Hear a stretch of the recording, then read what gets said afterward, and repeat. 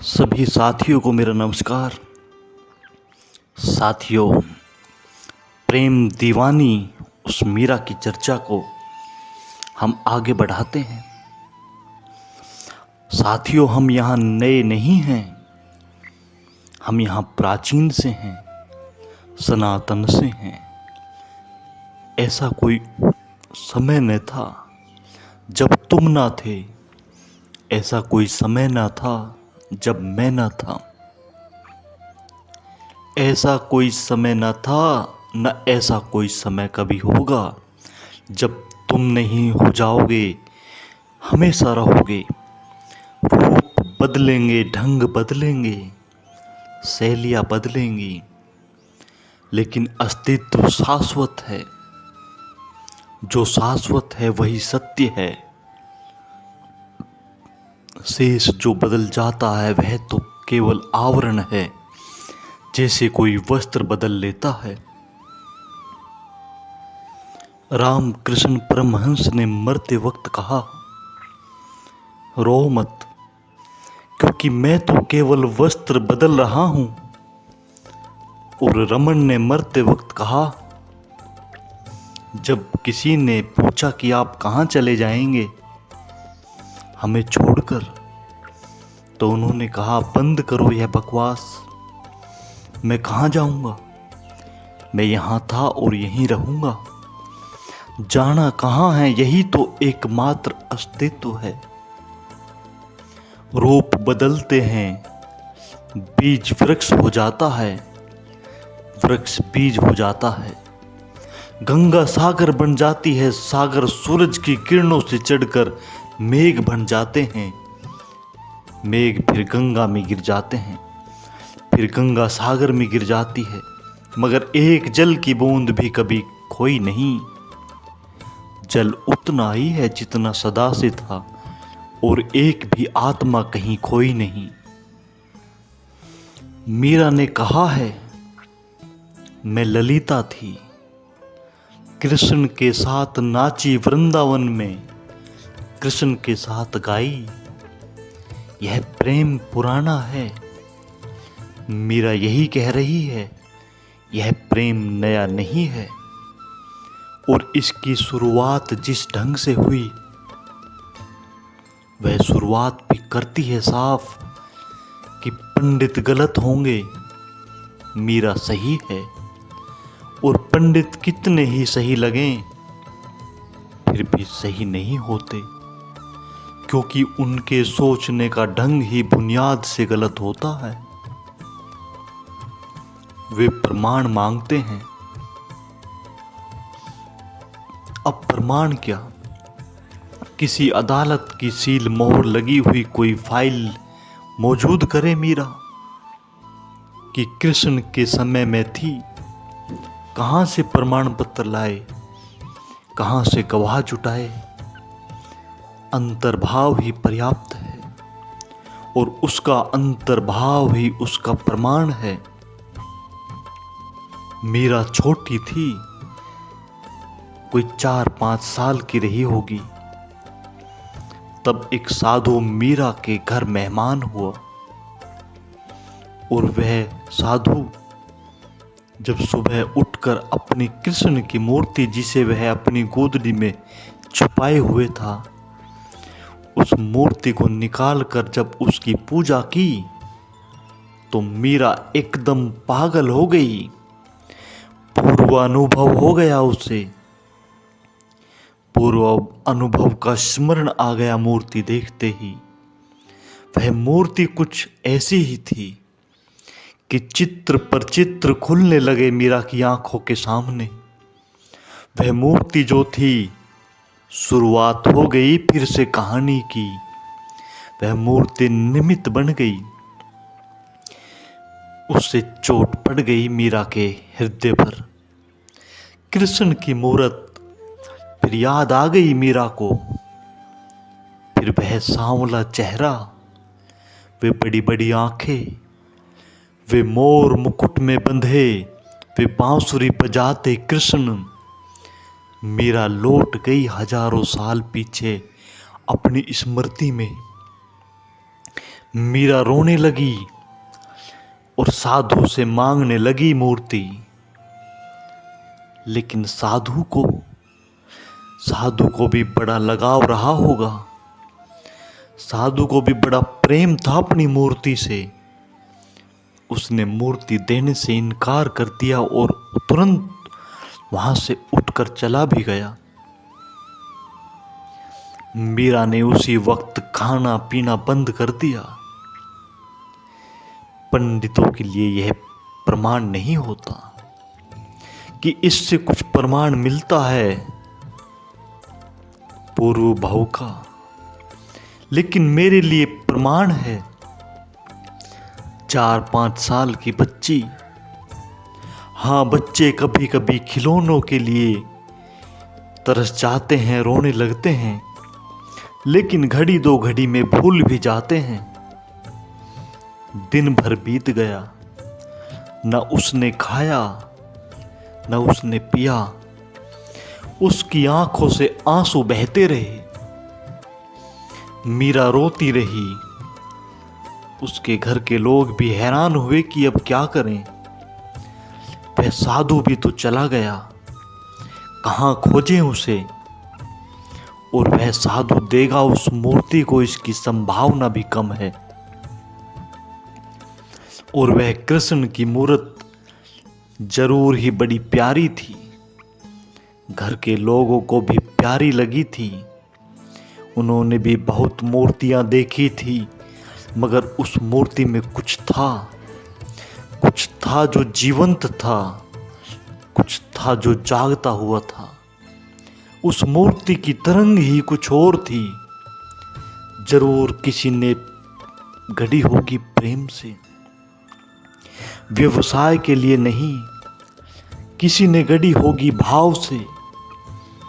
किसी ने अपनी सारी प्रार्थना, अपनी सारी पूजा उसमें ढाल दी होगी, या किसी ने जिसने कृष्ण को कभी देखा होगा उसने गढ़ी होगी। मगर बात कुछ ऐसी थी, मूर्ति कुछ ऐसी थी कि मीरा भूल ही गई, इस जगत को भूल ही गई। फिर वह तो उस मूर्ति को लेकर रहेगी, नहीं तो मर जाएगी। यह विरह की शुरुआत हुई 4-5 साल की उम्र में, जब मीरा ने पहली बार उस मूर्ति को देखा। वह साधु वहां से जाकर कुछ दूर दूसरे गांव में ठहरा। रात में उस साधु ने सपना देखा। रात सपना आया कि कृष्ण खड़े हैं। उन्होंने कहा कि मूर्ति जिसकी है उसको लौटा दे। तूने रख ली बहुत दिन तक, यह अमानत थी, मगर यह तेरी नहीं है। अब तू बेवजह मत ढो, तू वापस जा। मूर्ति उस लड़की को दे दे, जिसकी है उसको दे दे जा। उसकी थी, तेरी अमानत पूरी हो गई। अब तेरा काम पूरा हो गया। यहां तक तुझे पहुंचना था, वहां तक तू पहुंच गया। अब बात खत्म हो गई, जा अभी उस मूर्ति को उस लड़की को दे दे। मूर्ति उसकी है जिसके हृदय में मूर्ति के लिए प्रेम है, और किसकी नहीं हो सकती मूर्ति। साधु उठा, बड़ा घबराया। कृष्ण को उसने कभी नहीं देखा था। कृष्ण तो कभी उसे दिखाई भी न पड़े थे। वर्षों से प्रार्थना पूजा कर रहा था, वर्षों से इसी मूर्ति को लिए चलता था, फूल चढ़ाता था, घंटी बजाता था। कृष्ण कभी दिखाई न पड़े। वह तो बहुत घबरा गया। वह तो आधी रात उठा और भागा हुआ आया। आधी रात आकर उसने सबको जगाया और कहा, मुझे क्षमा कर दो, मुझसे भूल हो गई। इस छोटी सी लड़की के पैर पड़े इसे मूर्ति देखकर, और उसने कहा कि आज मैं धन्य हूं इस छोटी सी लड़की के कारण। जो अब तक मुझे पूजा पाठ सेवा से न मिला, वो इस लड़की के कारण आज मुझे साक्षात स्वप्न में भगवान कृष्ण आकर मिले और उन्होंने कहा यह मूर्ति उसकी है,